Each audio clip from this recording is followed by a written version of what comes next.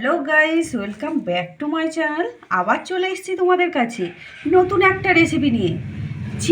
চিংড়ির এই অসাধারণ একটা রেসিপি বানিয়ে খেলে দারুণ লাগবে। খুব কম উপকরণে দারুণ একটা রেসিপি হবে।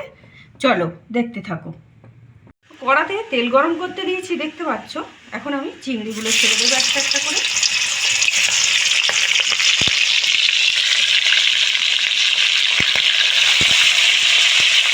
ভাজা হয়ে গিয়েছে, দেখছো চিংড়িগুলো এখন আমি তুলে নেবো। তো চিংড়ি ভাজা তেলের উপরে আমি দিয়ে দেবো দুটো তেজপাতা, একটু কালো জিরে, দিয়ে দেবো পেঁয়াজ, টমেটো ও একটু রসুন। তো একটু ভালো করে ভেজে নেব যতক্ষণ না টমেটোর কাঁচা গন্ধটা কেটে যায়। অনেকটাই ভাজা হয়ে এসছে, এর মধ্যে দিয়ে দেবো আদা ও জিরে বাটা।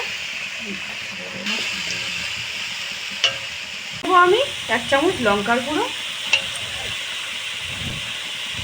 1 চামচ হলুদ গুঁড়ো, স্বাদ মতো লবণ। খুব ভালো করে আমি কষিয়ে নেব সব উপকরণ।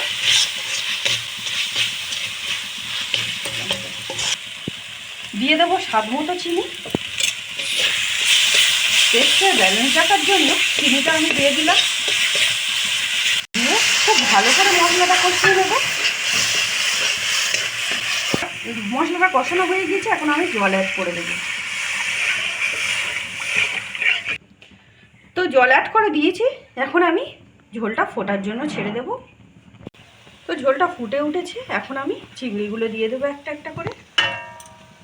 চিংড়িগুলো দিয়ে আমি সিদ্ধ হওয়ার জন্য ছেড়ে দেব। তো ঝোলটা খুব ভালো করে ফুটে গিয়েছে, এখন আমি এর মধ্যে দিয়ে দেব দুধ।